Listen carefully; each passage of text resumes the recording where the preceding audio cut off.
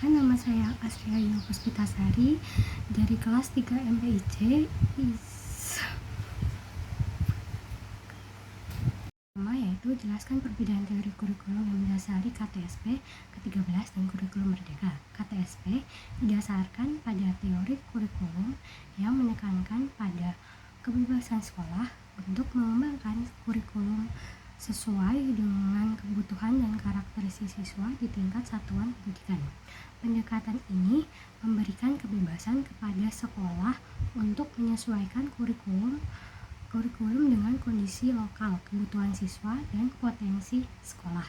Sementara itu, untuk K13 didasari pada teori kurikulum merdeka didasari pada teori kurikulum yang menekankan pada pendekatan kompetensi.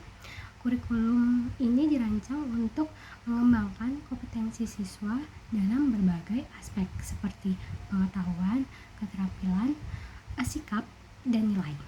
Tujuan adalah untuk menciptakan lulusan memiliki kompetensi yang sesuai dengan tuntutan zaman. Sedangkan kurikulum merdeka didasarkan pada teori kurikulum yang menekankan pada pendekatan pembelajaran yang lebih mandiri dan berbasis proyek. Kurikulum ini dirancang untuk memberikan kebebasan kepada siswa memilih mengatur pembelajaran dengan sendiri sesuai dengan bakat dan minat dan kebutuhan masing-masing. Tujuannya adalah untuk menciptakan pembelajaran yang lebih relevan dan bermakna bagi siswa.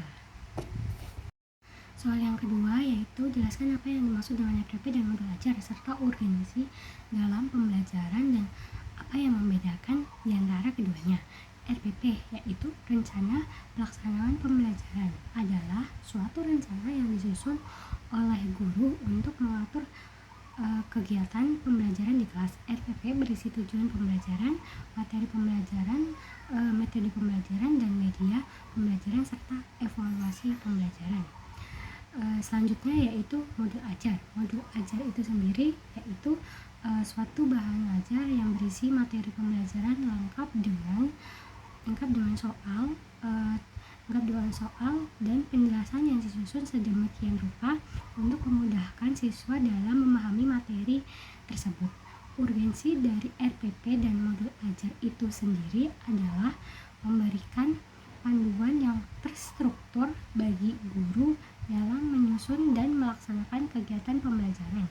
RPP membantu guru dalam merencanakan pembelajaran sehingga dapat mencapai tujuan pembelajaran secara efektif.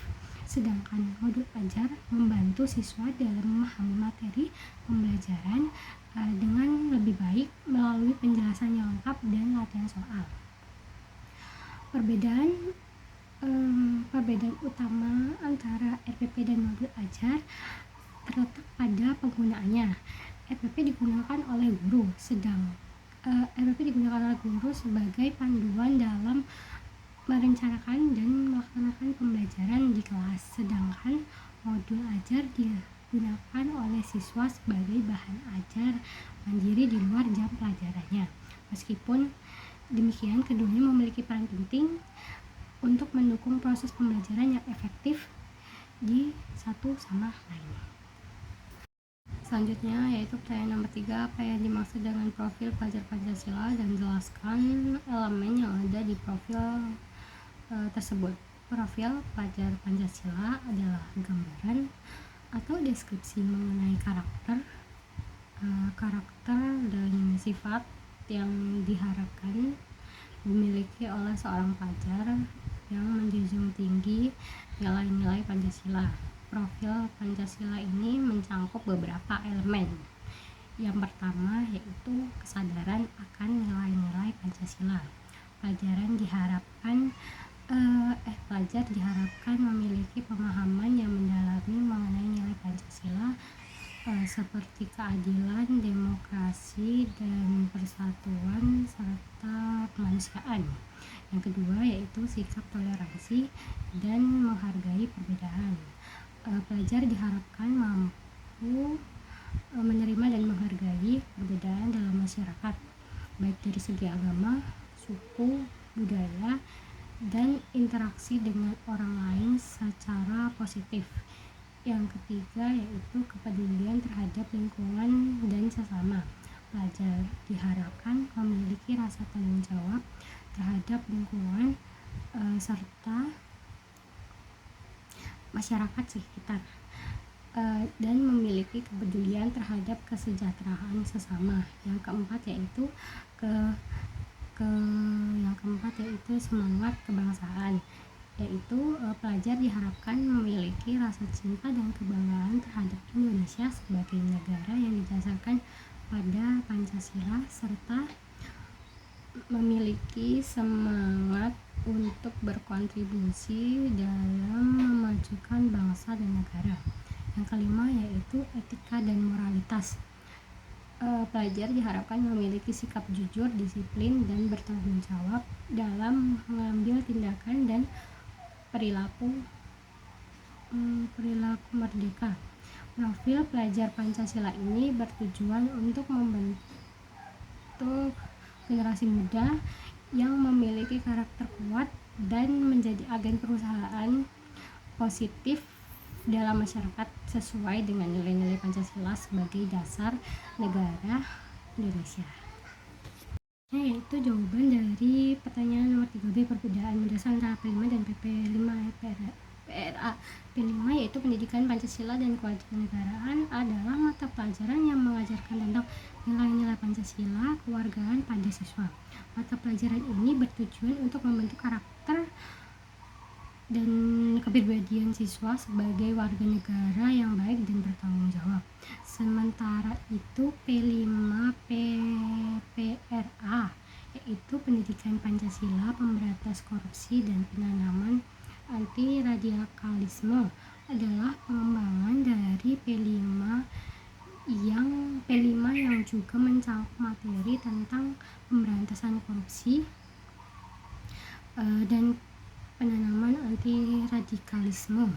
Tujuannya adalah untuk memberikan pemahaman yang lebih komprehensif kepada siswa tentang 3 hal tersebut sebagai upaya untuk meningkatkan generasi muda yang bersih, jujur, dan tidak terpengaruh oleh radikal. Perbedaan itu sendiri yang mendasari antara P5 dan P5 PPRA terletak pada cakupan materi yang diajarkan kepada siswa. P5 hanya berfokus pada nilai-nilai Pancasila dan kewarganegaraan, sementara P5 PPRA juga mencakup pemberantasan korupsi dan penanaman anti radikalisme sebagai bagian dari upaya pencegahan dan pembentukan karakter siswa yang lebih komprehensif. Yaitu nomor 3C, yaitu pertanyaannya tentang tema tertentu dari P5 PPRA sebagai fasilitator proyek. Bagaimana pelaksanaan P5 PPRA? Jelaskan dari pengenalan sampai ke tindak lanjuti. Tema yang akan saya ambil yaitu tentang pemberantasan korupsi. Sebagai fasilitator proyek, dimulai dengan pengenalan materi tentang korupsi kepada siswa. Materi ini dapat berupa penjelasan mengenai apa itu korupsi, dampak negatif korupsi bagi masyarakat itu apa, dan upaya pemberantasan korupsi yang dilakukan oleh pemerintah dan lembaga anti korupsi. Setelah pengenalan materi kepada siswa tersebut dilanjutkan dengan kegiatan diskusi atau role play untuk memahamkan siswa tentang bagaimana korupsi terjadi dalam kehidupan sehari-hari dan bagaimana mereka sebagai generasi yang muda dapat berperan aktif dalam pemberantasan korupsi. Selain itu juga dapat dilakukan dengan kegiatan pemetaan terhadap kasus-kasus korupsi yang pernah terjadi di Indonesia pada tahun lalu dan bagaimana dapat dicegah di masa depan. Tindak lanjut dari pelaksanaan P5 PPRA Yang saya ambil yaitu tema pemberantasan korupsi dapat berupa pembentukan kelompok anti korupsi di sekolah, penyelenggaraan seminar atau workshop tentang pencegahan korupsi, atau bahkan keterlibatan sekolah dalam kegiatan-kegiatan sosial yang bertujuan untuk mencegah korupsi di lingkungan mereka.